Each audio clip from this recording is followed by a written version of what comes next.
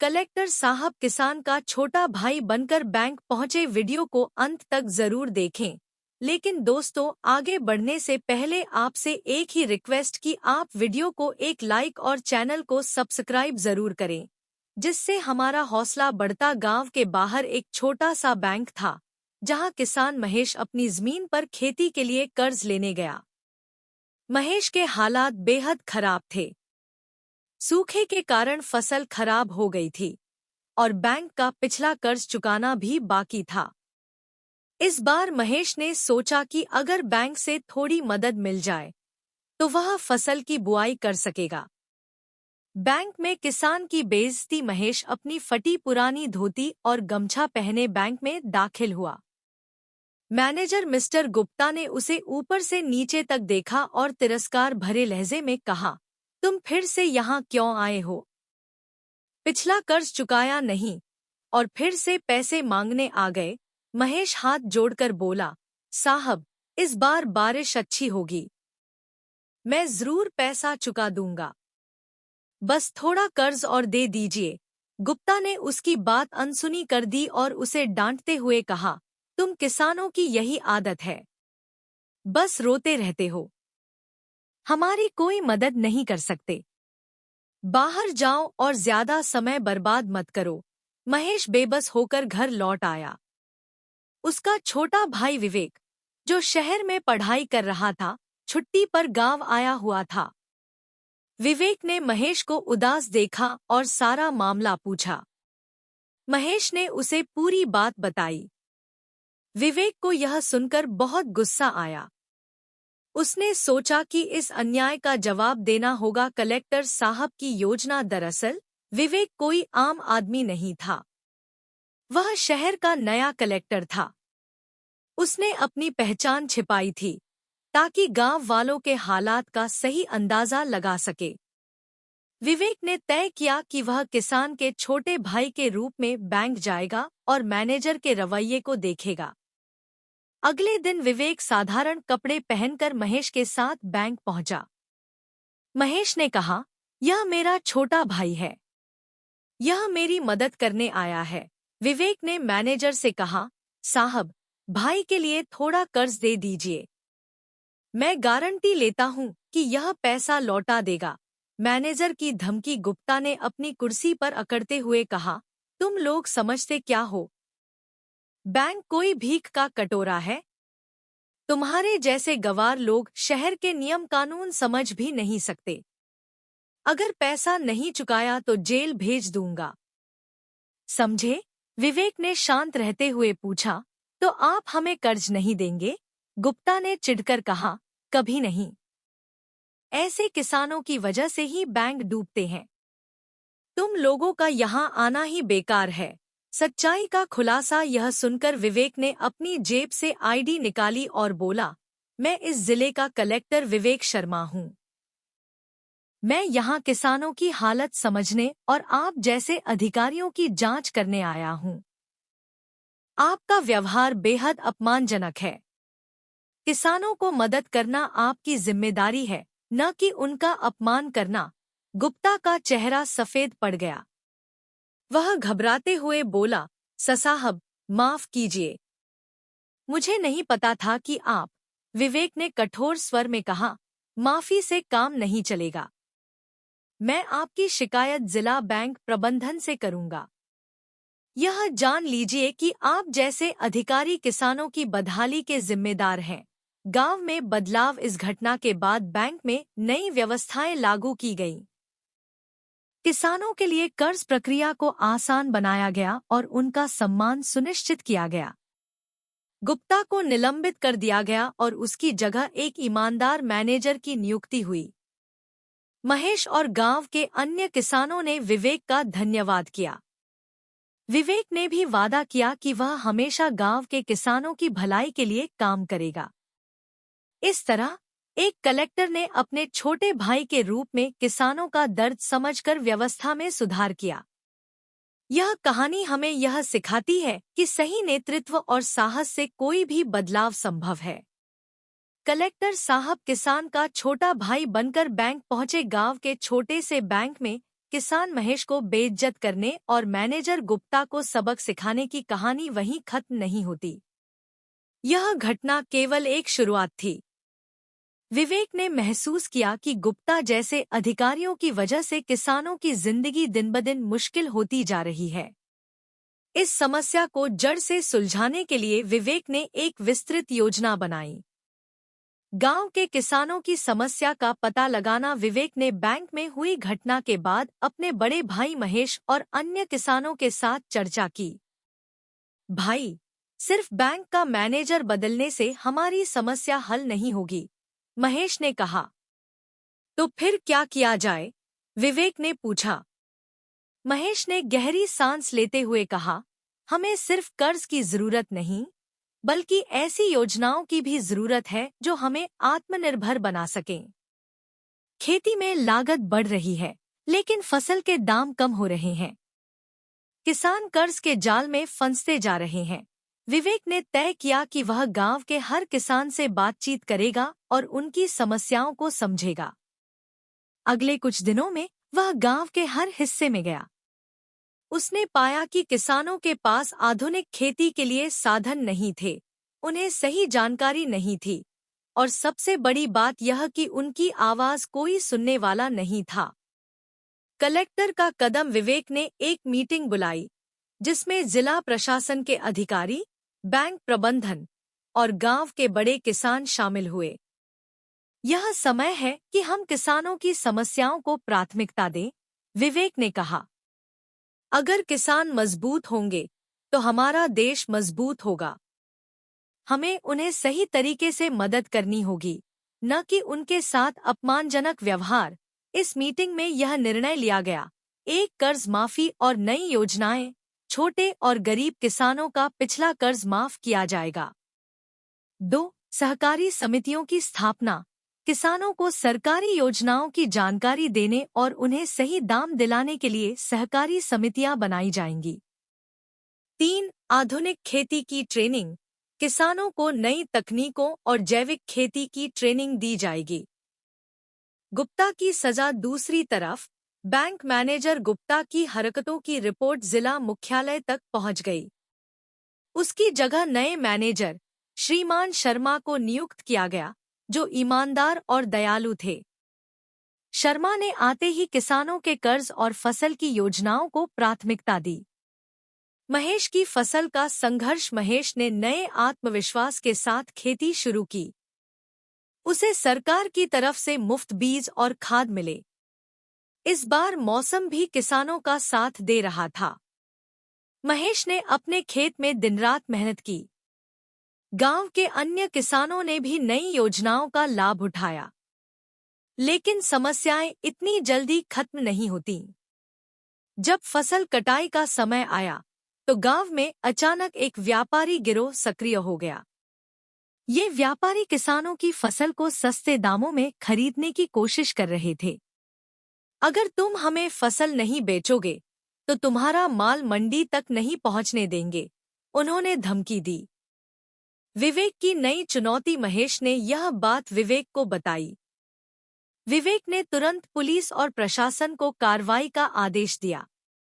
उसने गांव में एक अस्थायी मंडी स्थापित की, जहां किसान अपनी फसल सीधे सरकारी एजेंसियों को बेच सकते थे। इसके अलावा जो व्यापारी किसानों को धमका रहे थे, उन्हें गिरफ्तार किया गया। हम अब किसी किसान को शोषण का शिकार नहीं बनने देंगे, विवेक ने कहा। गांव में बदलाव। विवेक की कोशिशों से गांव की तस्वीर बदलने लगी। किसान अब आत्मनिर्भर हो रहे थे। उन्हें फसल के अच्छे दाम मिल रहे थे और नई तकनीकों की वजह से उनकी उपज भी बढ़ रही थी। गांव में एक सहकारी बैंक की स्थापना हुई, जहां किसानों को कम ब्याज पर कर्ज मिल सकता था। महेश ने इस बार न केवल अपने कर्ज चुकाए, बल्कि कुछ बचत भी की। उसने अपने बच्चों को पढ़ाई के लिए शहर भेजा। गांव का आदर्श मॉडल। विवेक ने अपने गांव को एक मॉडल गांव बना दिया। उसने ग्रामीणों के लिए शिक्षा, स्वास्थ्य और रोजगार की योजनाएं शुरू की। गांव के बच्चों को मुफ्त शिक्षा और महिलाओं को सिलाई कढ़ाई जैसे कामों की ट्रेनिंग दी गई। भाई, तुमने जो किया वह कोई नहीं कर सकता, महेश ने कहा। मैंने सिर्फ अपना कर्तव्य निभाया, विवेक ने मुस्कुराते हुए कहा। अंत में इस कहानी का अंत केवल एक गांव की जीत नहीं है। यह उन तमाम किसानों की जीत है जो दशकों से संघर्ष कर रहे थे। विवेक की दूरदृष्टि और साहस ने यह साबित कर दिया कि सही नेतृत्व से कोई भी समस्या हल हो सकती है। आज महेश और गांव के अन्य किसान गर्व से कहते हैं, हम किसान हैं और हमें हमारी मेहनत का फल मिलेगा। कलेक्टर साहब किसान का छोटा भाई बनकर बैंक पहुंचे। किसान की बेइज्जती और विवेक की योजना। महेश की बेइज्जती और मैनेजर गुप्ता का तिरस्कार झेलने के बाद विवेक, जो कि जिले के कलेक्टर थे, ने ठान लिया कि वह इस घटना को सिर्फ एक छोटी समस्या मानकर अनदेखा नहीं करेंगे। यह किसानों की बदहाली का प्रतीक था। विवेक ने गांव के हालात का गहराई से अध्ययन करने का फैसला किया। उन्होंने अपनी पहचान को गोपनीय रखते हुए गांव में कुछ और दिन बिताने का निश्चय किया। इस दौरान उन्होंने किसानों की समस्याएं, उनकी जरूरतें और उनकी चुनौतियों को समझने के लिए अलग अलग परिवारों से मुलाकात की। किसानों की समस्याएं। गांव में अधिकांश किसान छोटे भूखंडों पर खेती करते थे। उन्हें खेती के लिए जरूरी संसाधनों की कमी थी। कर्ज की समस्या, बैंक से कर्ज लेना मुश्किल था। बिचौलिए और महाजन ऊंचे ब्याज पर पैसे उधार देते थे। फसल के दाम, व्यापारी किसानों से उनकी फसल को बहुत कम दामों में खरीदते थे। प्राकृतिक आपदाएं, कभी सूखा, कभी बाढ़, तो कभी कीटों का प्रकोप उनकी फसल को बर्बाद कर देता था। तकनीकी ज्ञान की कमी, किसानों को आधुनिक खेती और सरकारी योजनाओं की जानकारी नहीं थी। विवेक का कदम। इन समस्याओं को समझने के बाद विवेक ने गांव के पंचायत भवन में एक बड़ी सभा बुलाई। इस सभा में केवल किसान ही नहीं, बैंक के अधिकारियों, जिला प्रशासन, कृषि विभाग और मीडिया को भी बुलाया गया। सभा में विवेक ने अपने छोटे भाई महेश के अनुभव को साझा करते हुए कहा, किसान इस देश की रीढ़ है। अगर किसान मजबूत होंगे तो देश मजबूत होगा। लेकिन अगर हम किसानों की समस्याओं को नजरअंदाज करेंगे तो उनका जीवन और कठिन हो जाएगा।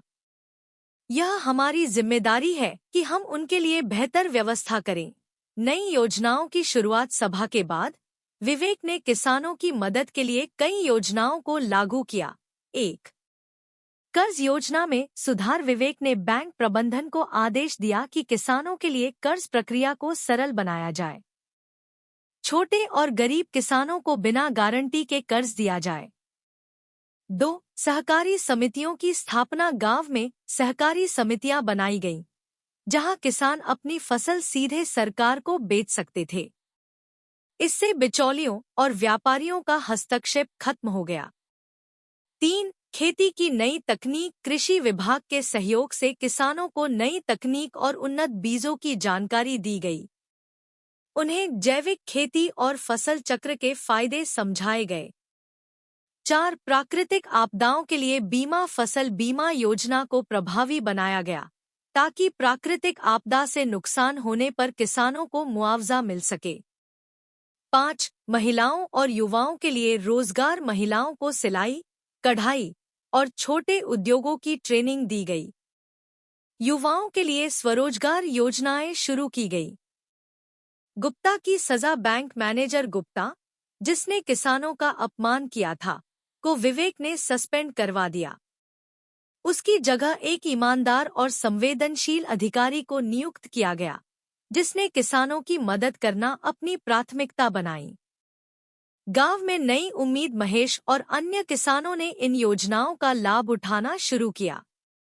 महेश ने इस बार आधुनिक तकनीक से खेती की। उसे समय पर खाद, बीज और पानी मिला। उसकी फसल इतनी अच्छी हुई कि उसने न केवल अपना पुराना कर्ज चुकाया, बल्कि कुछ पैसे बचत भी किए।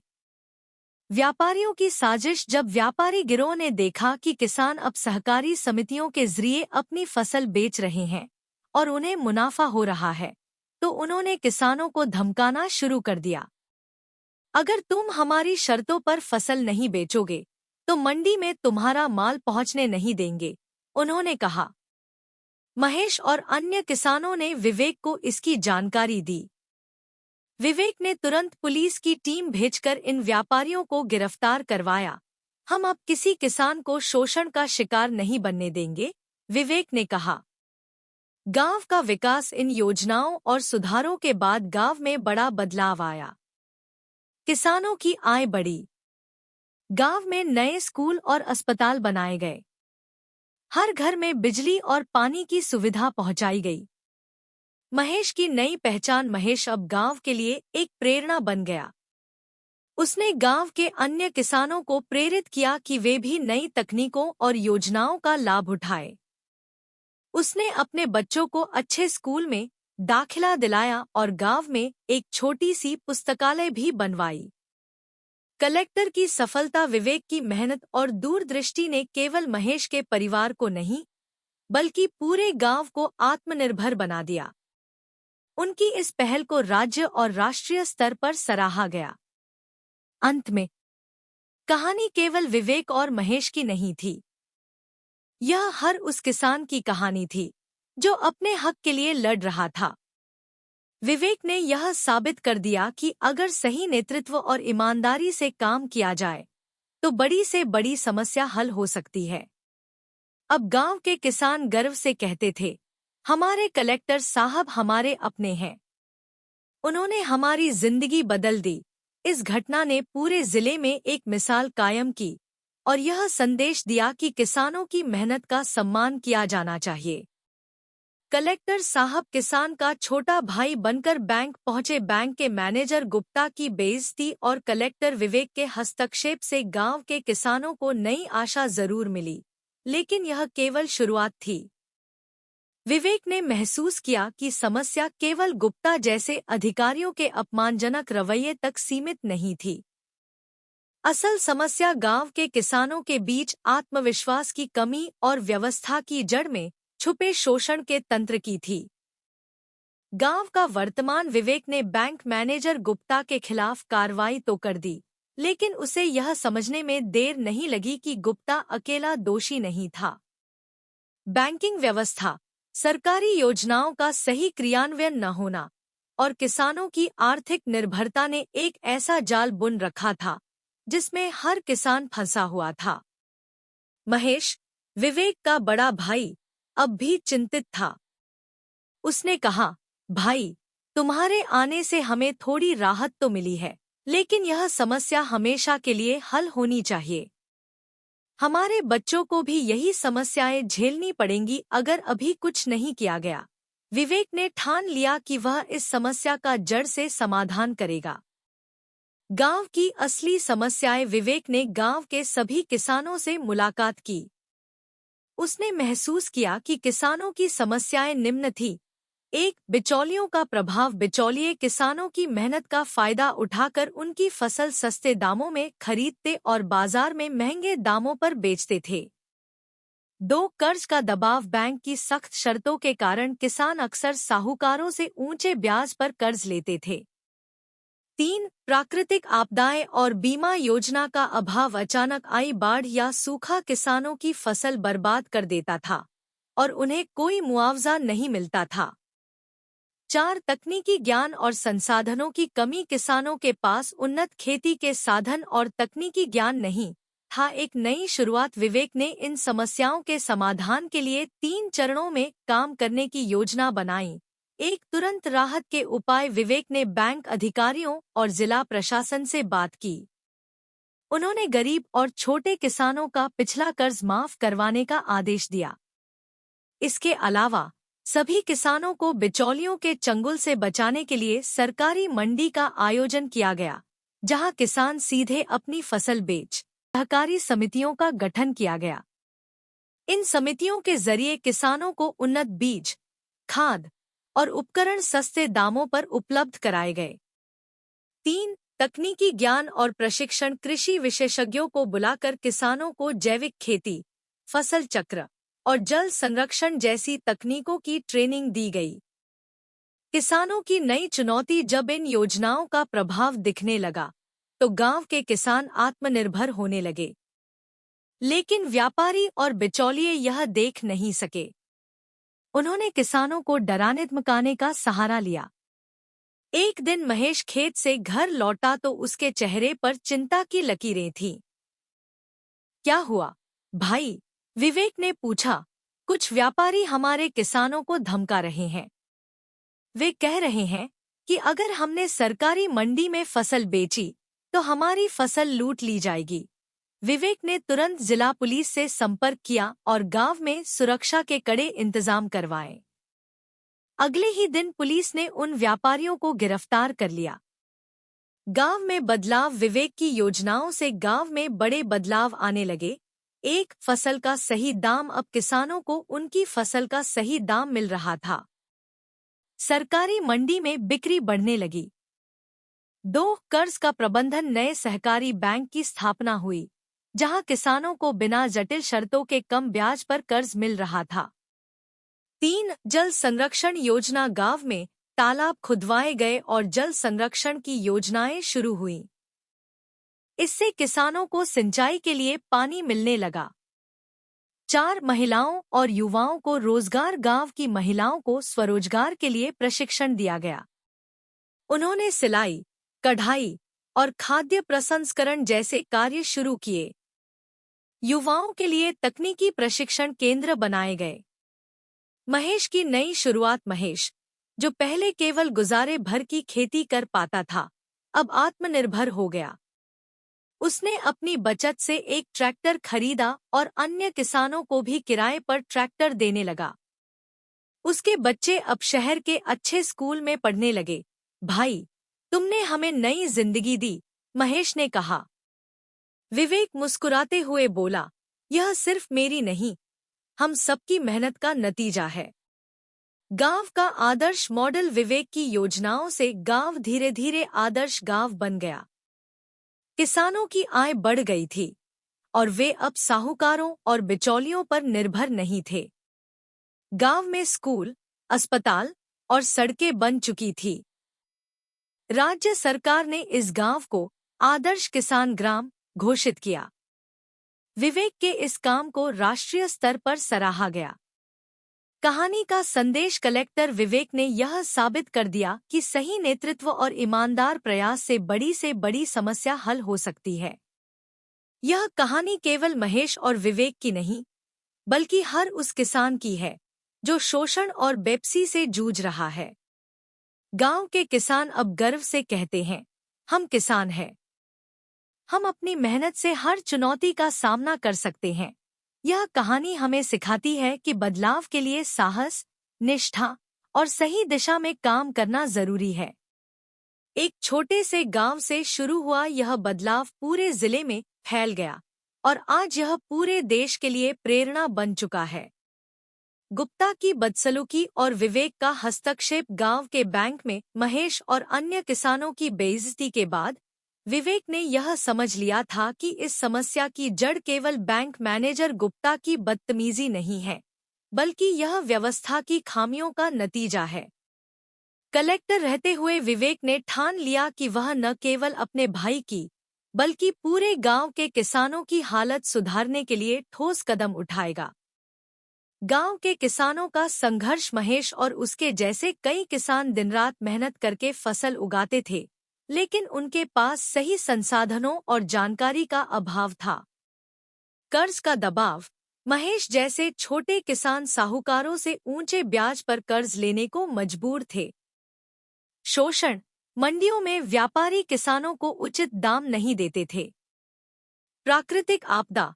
मौसम की मार और फसल खराब होने पर बीमा का लाभ भी सही तरीके से नहीं मिलता था। महेश जैसे किसानों की हालत देखकर विवेक को गहरा दुख हुआ। उसने तय किया कि वह अपने अधिकारों का इस्तेमाल करके किसानों की बेहतरी के लिए ठोस कदम उठाएगा। गुप्ता के खिलाफ कार्रवाई। विवेक ने सबसे पहले बैंक मैनेजर गुप्ता के खिलाफ सख्त कार्रवाई की। गुप्ता को तुरंत निलंबित किया गया और उसकी जगह एक ईमानदार और दयालु अधिकारी श्री शर्मा को नियुक्त किया गया। शर्मा ने आते ही किसानों की समस्याओं को प्राथमिकता दी। उन्होंने किसानों को कर्ज देने की प्रक्रिया को आसान बनाया और उनकी फसल के सही दाम दिलाने के लिए हर संभव प्रयास किया। किसानों की समस्याओं का समाधान। विवेक ने गांव में सुधार के लिए एक विस्तृत योजना तैयार की, जिसमें निम्नलिखित कदम शामिल थे। 1. कर्ज माफी योजना। छोटे और गरीब किसानों का पिछला कर्ज माफ किया गया। इसके अलावा नए सहकारी बैंक की स्थापना की गई, जहां किसानों को कम ब्याज पर कर्ज उपलब्ध कराया गया। 2. सहकारी मंडी की शुरुआत। गांव में एक सहकारी मंडी की स्थापना की गई, जहां किसान अपनी फसल सीधे सरकार को बेच सकते थे। इससे बिचौलियों का हस्तक्षेप खत्म हो गया। 3. आधुनिक खेती की ट्रेनिंग। कृषि विशेषज्ञों को बुलाकर किसानों को उन्नत बीज, खाद और खेती की नई तकनीकों की जानकारी दी गई। 4. फसल बीमा योजना। फसल खराब होने पर किसानों को तुरंत मुआवजा दिलाने के लिए फसल बीमा योजना को सक्रिय किया गया। 5. रोजगार के नए साधन। गांव की महिलाओं को सिलाई कढ़ाई और छोटे उद्योगों की ट्रेनिंग दी गई। युवाओं को स्वरोजगार के लिए प्रोत्साहित किया गया। किसानों की नई चुनौती। जब इन योजनाओं का लाभ किसानों तक पहुंचना शुरू हुआ, तो व्यापारी और बिचौलिए परेशान हो गए। वे किसानों को धमकाने लगे, अगर तुमने हमें फसल नहीं बेची तो तुम्हारी फसल मंडी तक नहीं पहुंचने देंगे, उन्होंने कहा। महेश और अन्य किसानों ने विवेक को इसकी जानकारी दी। विवेक ने तुरंत पुलिस और प्रशासन को कार्रवाई का आदेश दिया। गांव में सुरक्षा के कड़े इंतजाम किए गए। अगले ही दिन पुलिस ने उन व्यापारियों को गिरफ्तार कर लिया। गांव में बदलाव। विवेक की योजनाओं से गांव में बड़ा बदलाव आया। 1. आर्थिक स्थिरता। किसानों की आय बढ़ी। 2. सामाजिक सुधार। गांव में शिक्षा और स्वास्थ्य सेवाएं बेहतर हुईं। 3. तकनीकी प्रगति। किसानों ने नई तकनीकों का उपयोग शुरू किया। 4. रोजगार। महिलाओं और युवाओं को नए रोजगार के अवसर मिले। महेश की सफलता। महेश ने इस बार आधुनिक तकनीकों का उपयोग करके अच्छी फसल उगाई। उसे अपनी फसल का सही दाम मिला और उसने अपना सारा कर्ज चुका दिया। अब वह गांव में अन्य किसानों के लिए प्रेरणा बन चुका था। गांव का आदर्श मॉडल। विवेक की मेहनत और दूरदृष्टि ने गांव को एक आदर्श मॉडल बना दिया। राज्य सरकार ने गांव को आदर्श किसान ग्राम के रूप में मान्यता दी।